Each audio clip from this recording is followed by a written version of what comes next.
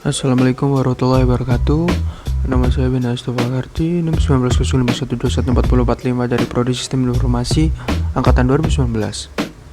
Jadi di sini saya akan menjelaskan dan praktikum mengenai jaringan wireless.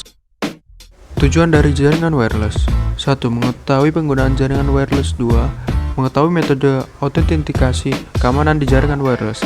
3. Mensimulasikan jaringan wireless dengan Cisco Packet Tracker. Pengertian dari jaringan wireless.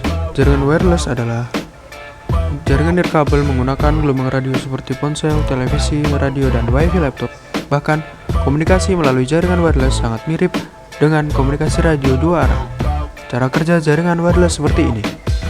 1. Adaptor wireless komputer menerjemahkan data menjadi sinyal radio dan mengirimkan atau memancarkan menggunakan antena. 2. Router wireless menerima sinyal dan melakukan decode data. Router mengirimkan informasi ke internet, koneksi kabel Ethernet, dan terhubung ke komputer penerima.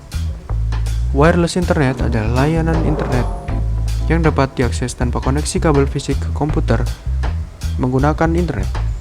Layanan internet wireless umumnya disediakan oleh penyedia layanan internet melalui router wireless atau secara lokal melalui penggunaan router wireless yang terhubung ke kabel atau modem DSL di rumah atau kantor.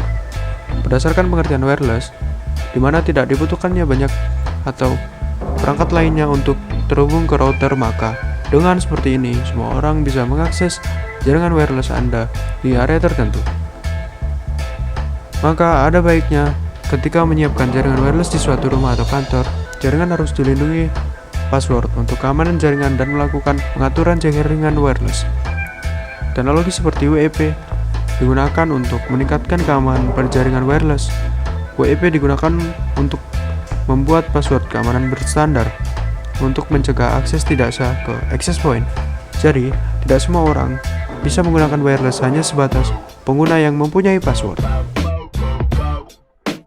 Pada jaringan wireless terdapat 3 buah komponen yang dibutuhkan untuk mengirim dan menerima data, yaitu yang pertama sinyal radio atau radio signal, yang kedua format data atau data format, yang ketiga structure jaringan atau network structure. Saat akan mengirimkan data, ketiga komponen tersebut akan berfungsi sebagai alat yang merubah data digital menjadi sinyal radio. Pada saat menerima data, ketiga komponen tersebut akan berfungsi sebagai alat yang merubah sinyal radio menjadi data digital. Sinyal radio dapat diubah menjadi data digital dengan cara menyatukan transmitter atau alat yang menghasilkan gelombang radio, receiver, alat yang digunakan untuk mendeteksi dan menangkap gelombang radio, dan antena, alat yang membantu transmitter dan receiver agar lebih fokus saat mengirim data, membuat pola gelombang, mengarahkan, meningkatkan, dan menangkap sinyal radio yang dialihkan dari gelombang menjadi bit-bit biner dalam semua peralatan wireless LAN tersebut. Macam-macam keamanan jaringan wireless. Yang pertama ada WPA-PSK atau Wi-Fi Protect Access Pre-Share Key, adalah pengaman jaringan nirkabel dengan menggunakan metode WPA-PSK jika tidak ada autentikasi server yang digunakan. Dengan demikian, access point dapat dijalankan dengan mode WPA tanpa menggunakan bantuan komputer lain sebagai server. Cara mengkonfigurasikannya juga cukup sederhana. Perlu diketahui bahwa tidak semua access point akan punya fasilitas yang sama dan tidak semua access point menggunakan cara yang sama dalam mendapatkan share key yang akan dibagikan ke klien. Pada access point link DWL 2000AP, pemberian share key dilakukan secara manual tanpa mengetahui algoritma apa yang digunakan. Keadaan ini berbanding terbalik dengan access point links WRT54G, di mana administrator dapat memilih dari 2 algoritma WPA yang disediakan, yang terdiri dari algoritma TKIP atau algoritma AES. Setelah share key dapat, maka klien yang akan bergabung dengan access point cukup memasukkan angka atau kode yang diizinkan dan dikenal oleh access point. Prinsip kerja yang digunakan WPA-PSK sangat mirip dengan pengaman jaringan nirkabel dengan menggunakan metode share key. Lalu selanjutnya ada WEP atau Wired Equivalent Privacy atau share key, adalah suatu metode pengamanan jaringan nirkabel, disebut juga dengan share key authentication. Share key authentication adalah metode autentikasi yang membutuhkan penggunaan WEP.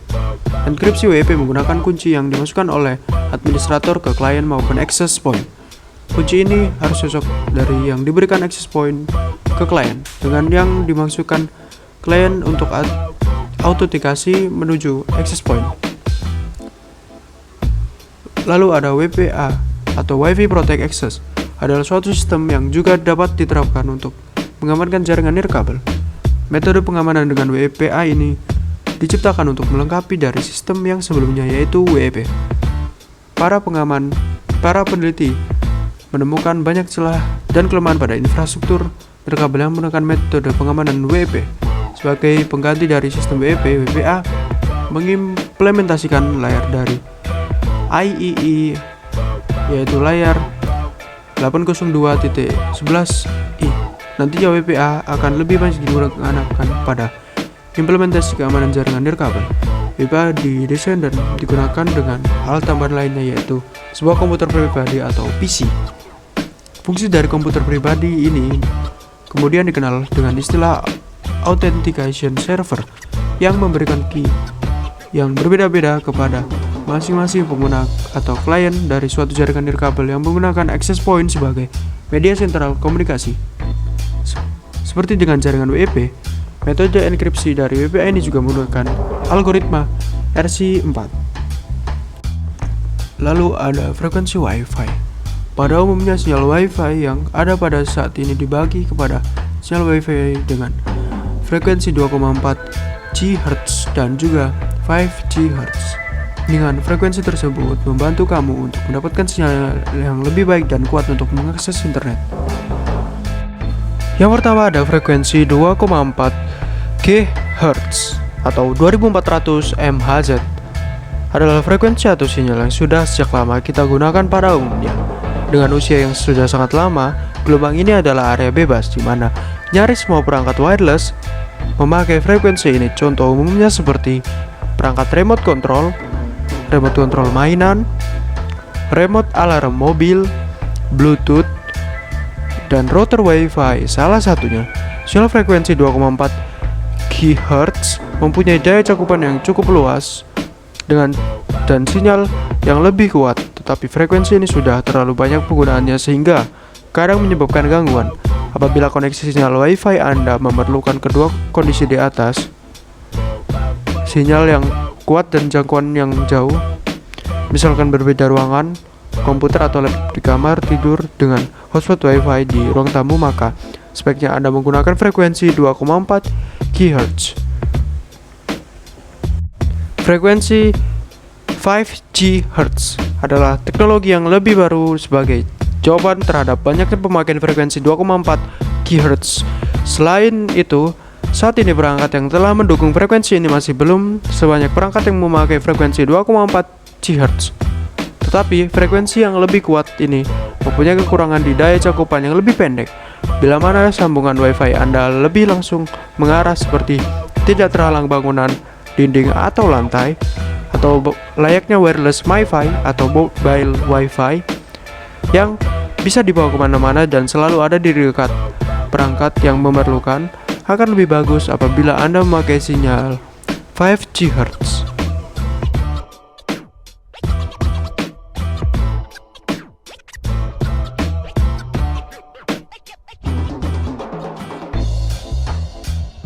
Oke, langsung saja kita ke praktikumnya. Yang pertama kita buat skema seperti pada contoh dengan satu switch disambungkan pada dua access point, satu laptop dan satu smartphone.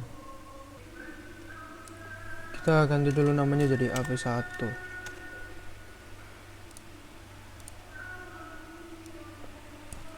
AP2. Oke. Skema seperti pada contoh dengan satu switch, dua access point, satu laptop dan satu smartphone. Lalu langkah selanjutnya kita setting pada access point yang pertama ke port 1. Autentikasinya kita pencet di WPA 2 PSK dengan 2,4 GHz channelnya kita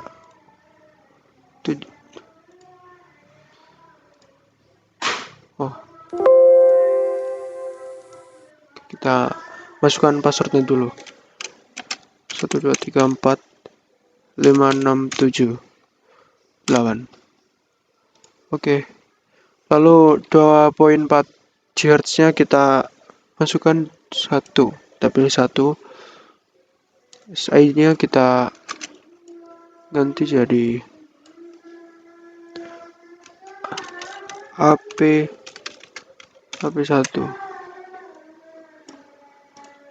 Oke, ininya tetap. Oke, sudah.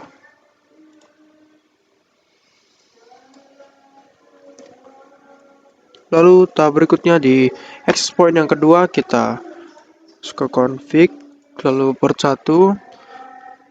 Ini tab 6. Kita ganti namanya jadi HP2. Oke. Coverage range-nya sama, autentikasinya disable atau tanpa keamanan. Oke. Sudah. Oke, langkah selanjutnya kita setting laptopnya. Ini sudah saya setting jadi muncul wirelessnya.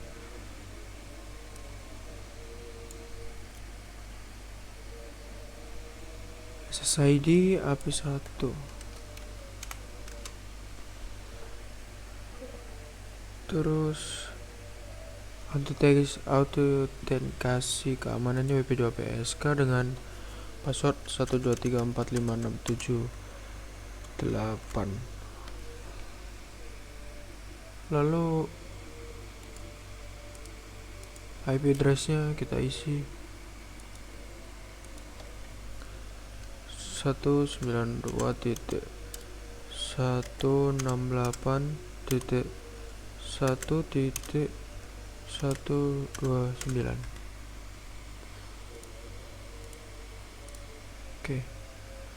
Oke, kita setting. Oh, ada yang kelupaan. Subnet masnya. Oke, sudah selesai. Oke, untuk tahap selanjutnya kita setting smartphone-nya.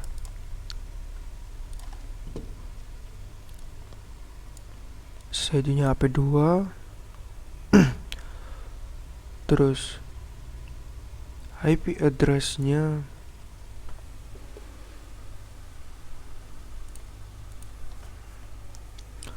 satu sembilan dua titik satu enam delapan titik satu titik satu tiga puluh.